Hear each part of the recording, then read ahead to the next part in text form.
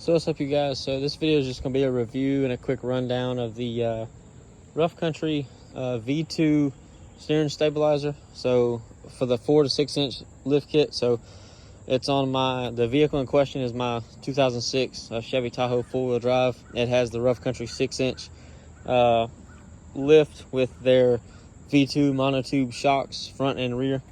I needed the steering stabilizer because my alignment is not as good as it should be, because I still have the factory upper control arms and they're maxed out to what they can be. As you can see, this is the driver's side, this is the front alignment cam.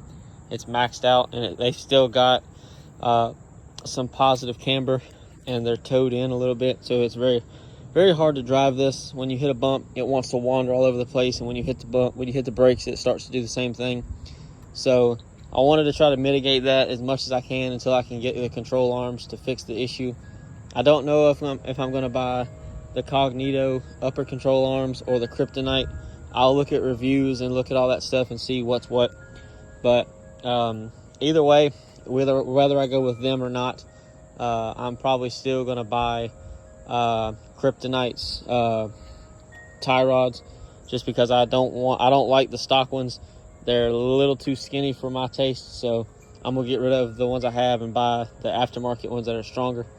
So anyway, I'll make another video about that. But like I said, this is about the steering stabilizer, and I don't know what Rough Country's issue is with not being able to include, shit in their instructions. Like, that's really starting to bug me, and it gets annoying, because then I have to come home and figure out what I need and what I don't need and what I don't have. And it's really annoying. So they don't give you that with the instructions, no matter if you look at it online or if you look at it with a physical paper that they give you in the box. You don't get the tool sizes. Like, they don't tell you what you'll need for this, the bolts and shit. So you're going to need an 18mm socket and wrench, or a 3/4 socket and wrench, and then either a 13mm socket or a 1/2 inch socket. The 13mm or the half is for the U-bolts that hold the bracket to the I don't even know what the damn name is called, but the tie rod, that's what it's called, I guess. I'm not sure, but what the tie rods are attached to, that bar that goes across that the pitman arm is attached to, I believe it's called a tie rod or a center bar, center link, whatever you want to call it. I mean, I could show you. It's kind of hard to show. So yeah, you can't really see it. I'll just have to get under here. So those U-bolts, it comes with 4 nuts. They are the 1/2 inch or the 13mm, like I said. And then that bolt and this bolt right here are the 3/4 or 18mm. And like I said, they didn't tell you that in the instructions. I had to figure that shit out on my own. Luckily, I brought everything, or I have stuff at home. So it didn't take too long. It's just a pain in the ass because there's no room underneath there. So there's not really an easy way to do it. If you have a lift, like a 2-post lift, it's probably a little bit easier.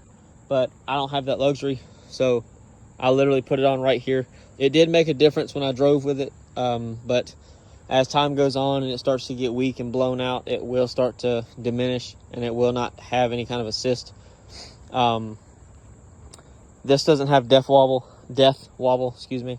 It's not a solid axle front end, and none of the components on the front end of this are worn out. They're all relatively new.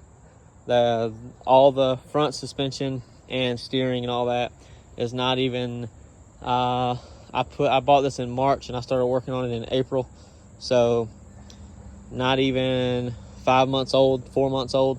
So yeah. And then yes, I know, it being lifted, it will put strain on some of that stuff. The upper ball joints, I know for a fact it will. So that's why I said I'm going to get rid of those. And I'm not going to go into why, but I'm going to make a video about that, because I'm sure some people would ask, well, why are you going to do that? Why can't you get the alignment straight? Because the alignment's not going to get any better than what it is until I put the right components on it so that it can be aligned correctly. Because right now it's kind of a pain in the ass to drive, because I have to constantly fight it to keep it in a lane and it's really annoying. And it's going to chew the tires up, and I don't want it to do that. So it'll chew this one up more than it will the other one. And like if you stand behind a Tahoe where it's completely flat and level, you can tell that this tire is cambered out. Like you can just look at it, how it's sitting, and it's leaned out, and it's not supposed to be. So anyway, but yeah, I mean, the installation didn't take too long, and I know I keep going back and forth talking about different stuff, but you know, it kind of all correlates with each other.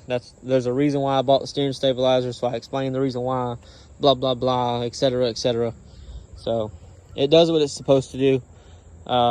They don't really make a dual stabilizer system for these, I don't believe. This kit also works on the Sierras and the Silverados and the Yukons and the Escalades and the Avalanches, because I'm sure somebody's gonna ask. So there you go. I don't have the part number because, you know, the instructions aren't worth a fuck, so they don't give you part numbers. So all I can tell you is it's easy to look it up on their website. Just put in your vehicle. If it's like mine, it's a 2006 Chevy Tahoe 4-wheel drive, and then just look up V2 steering stabilizer, and there you go. It was $100. And I also bought their kicker braces or kicker bars, whatever the fuck you want to call them. I'll make a video about that too, because it's, again, I don't want to blame Rough Country for that, but because I don't know if it's just my vehicle in particular or if it's them, so it's kind of hard to blame. But I'll make a video explaining what I'm talking about. So anyways, that's what I got for you guys today. That's the review of the V2 monotube steering stabilizer, and I apologize for the wind chimes behind me. If you have any questions, I'll try to answer them as best I can, and other than that, I'll see you guys later.